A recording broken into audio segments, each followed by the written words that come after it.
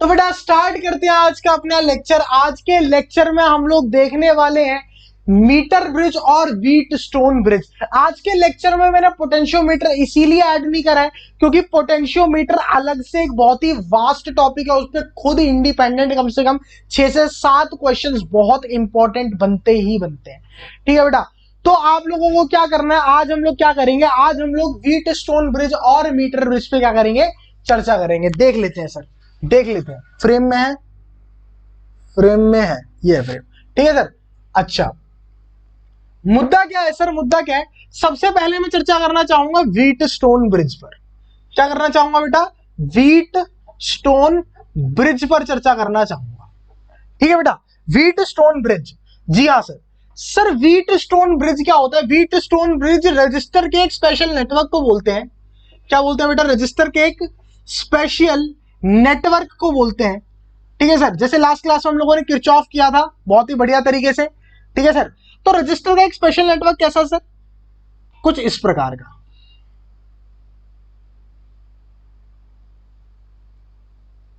कुछ इस प्रकार।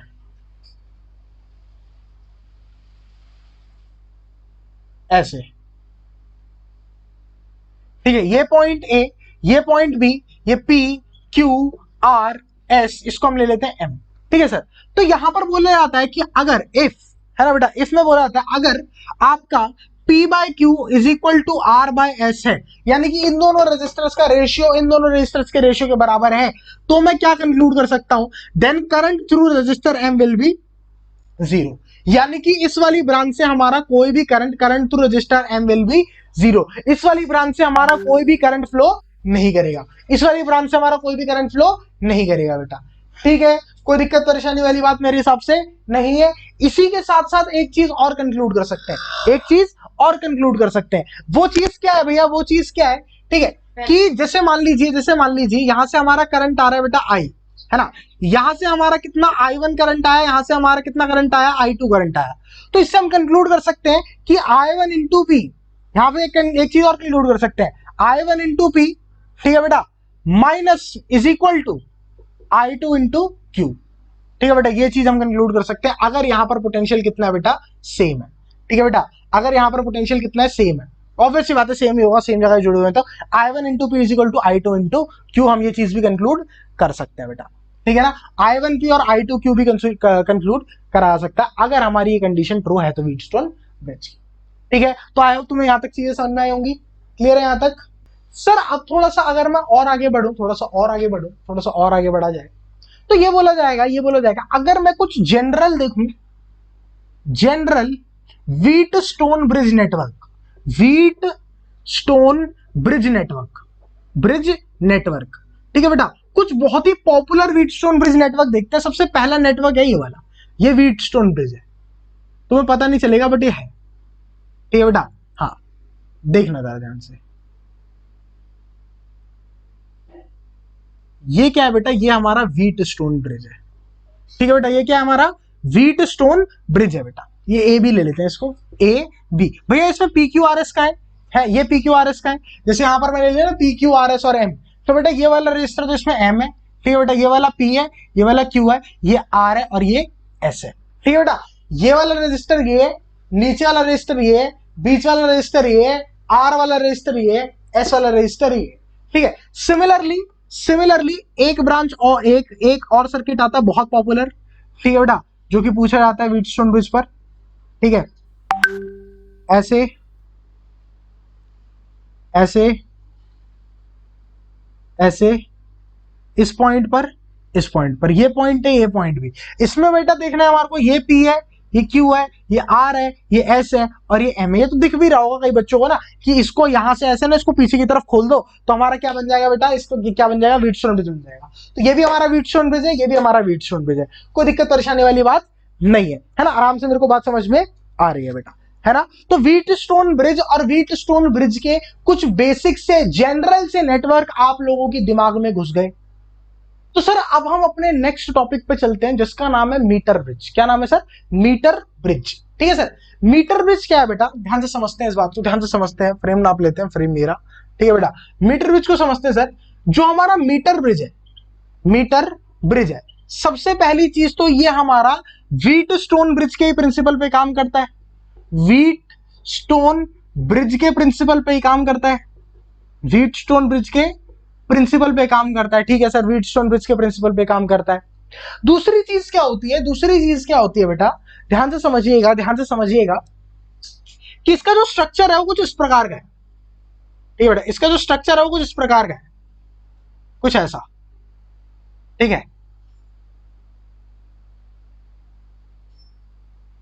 यहां से हमारी एक वायर होती है। ठीक है सर, ये हमारा एक रजिस्टर है। ठीक है, ये हमारा एक दूसरा रजिस्टर है। ठीक है, और यहां पर हमारा क्या है बेटा, एक बैटरी लगी हुई है जो इस सर्किट को ऑपरेट कर रही है। ठीक है, यहां पर हमारा गैल्वेनोमीटर और जॉकी लगा हुआ है। ठीक है बेटा, तो ये हमारा लेट से एक्स है, ये हमारा वाई है। ठीक है सर, ये वाली लेंथ कितनी है सर, ये वाली लेंथ L1 है ना, और ये वाली लेंथ कितनी हो जाएगी, ये वाली लेंथ हो जाएगी 100 माइनस L1, क्योंकि सर ये हमारी जो पूरी लेंथ होती है ए बी जो लेंथ है, ये हमारा ए पॉइंट है, हमारा बी पॉइंट है, जो लेंथ ए बी होती है कितनी होती है बेटा, 100 सेंटीमीटर। कितनी होती है, 100 सेंटीमीटर। अब ध्यान से देखिए बेटा, ध्यान से देखिएगा, मैंने कहा कि सर यहां पर ना इस ए बी लेंथ का कुछ रेजिस्टेंस होगा, मैं कहा बिल्कुल है ना। तो मैंने इसलिए बोला कि सर आप ना यहां पर एक टर्म डिफाइन कर लीजिए, रेजिस्टेंस पर यूनिट लेंथ। क्या डिफाइन कर लीजिए, रेजिस्टेंस पर यूनिट लेंथ। यानी कि मेरे को टर्म डिफाइन करने के बोला L अपॉन में AB, है ना, लेंथ ऑफ AB और टोटल इस रेजिस्टेंस, इस वायर का रेजिस्टेंस मैंने मान लिया था R, इसको मैंने बोल दिया सिग्मा। क्या बोल दिया, सिग्मा। ठीक है, तो अगर मैं बोलूं रेजिस्टेंस ऑफ लेंथ L, सिर्फ L लेंथ का रेजिस्टेंस बताओ, ये L लेंथ का रेजिस्टेंस बताओ, ये L। ठीक है सर, तो L लेंथ का रेजिस्टेंस हो जाएगा सिग्मा इंटू L, क्योंकि पर यूनिट लेंथ का हमारा सिग्मा है, तो L लेंथ का कितना हो जाएगा, sigma into L। Similarly resistance of length 100 minus L, 100 minus L का रेजिस्टेंस कितना हो जाएगा बेटा, 100 माइनस L इंटू सिग्मा। कोई दिक्कत परेशानी वाली बात नहीं है, क्लियर सी बात है। अब सर थोड़ा सा अगर मैं इसके डीप में जाऊं, थोड़ा सा नीचे उतरूं इसी में, तो मैं ये बात बोलूंगा कि सर अगर मेरा गैल्वेनोमीटर के थ्रू करंट जीरो आ गया, अगर मेरा गैल्वेनोमीटर के थ्रू करंट कितना आ गया बेटा, जीरो आ गया, तो इस ये वाला रेजिस्टेंस अपॉन में इतनी लेंथ का रेजिस्टेंस इज इक्वल टू इसका रेजिस्टेंस अपॉन इतनी लेंथ का रेजिस्टेंस, ये हो जाएगा। ठीक है बेटा, तो मैं क्या बोलूंगा कि बोलूंगा at balancing condition, at balancing condition. ठीक है ना, बैलेंसिंग कंडीशन पर मैं बोल सकता हूं x अपॉन में L लेंथ का रेजिस्टेंस, L लेंथ का रेजिस्टेंस कितना है बेटा, सिग्मा इंटू L, है ना। y अपॉन में 100 माइनस L का रेजिस्टेंस कितना है, y अपॉन में 100 minus L into sigma, sigma से सिग्मा कैंसिल हो गया, तो क्या आ गया, x बाय L is equal to y upon में 100 माइनस L। ठीक है बेटा, तो इधर चला गया, क्या आ गया, 100 माइनस L अपॉन में L इज इक्वल टू क्या आ गया बेटा, y बाय x। क्या आ गया बेटा, y बाय x। कोई दिक्कत परेशानी वाली बात नहीं है ना बेटा, कोई दिक्कत परेशानी वाली बात नहीं।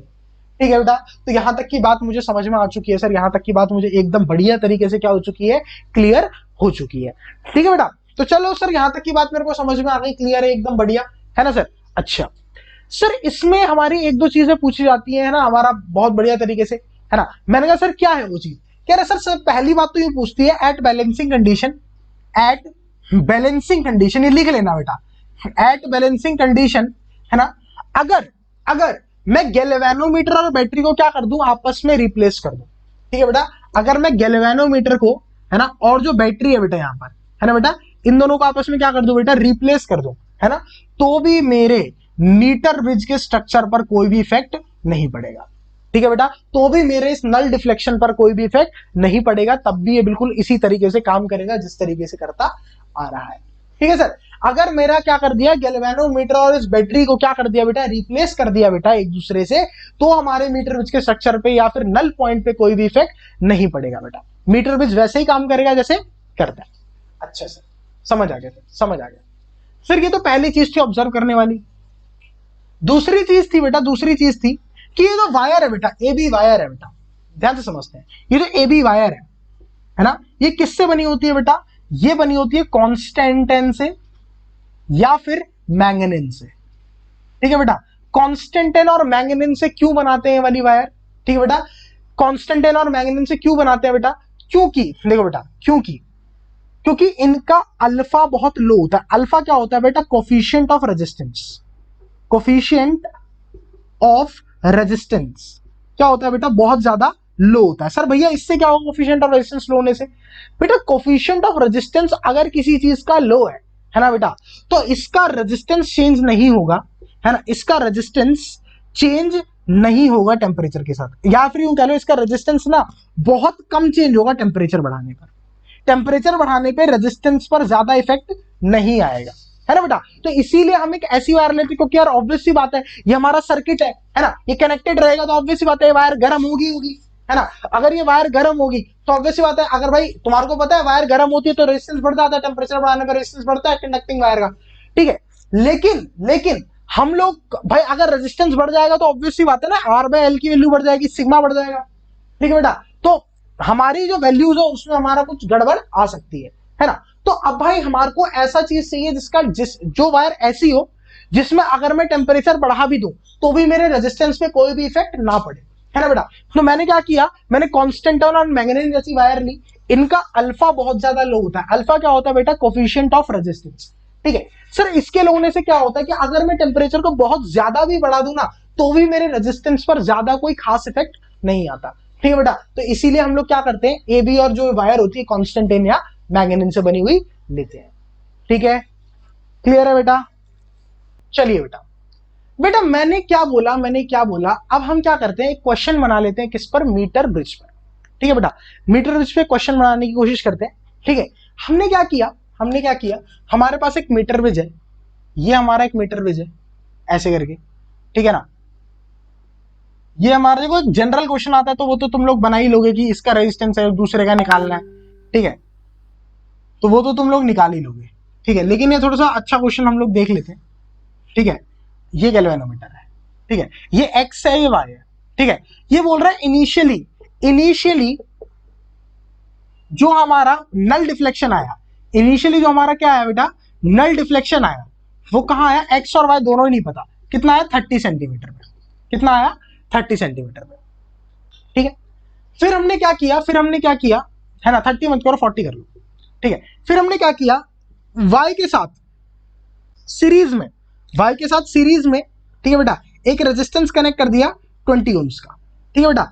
y के साथ सीरीज में 20 ओम का रेजिस्टेंस कनेक्ट कर दिया, तब हमारा जो नल डिफ्लेक्शन आया बेटा, वो कितना आया बेटा? वो आया हमारा 20 सेंटीमीटर, एक काम करो इसको ले लो 30 सेंटीमीटर फ्रॉम ए, ठीक है बेटा। ये ए पॉइंट है, ये बी पॉइंट है, ये भी फ्रॉम ए दे रखा है, ठीक है बेटा। तो अब तुम्हारे को डिटरमाइन करनी है एक्स एंड वाई की वैल्यू। चलिए फटाफट कर दीजिए बेटा। चलिए बेटा इस क्वेश्चन का आंसर देखते हैं, ठीक है।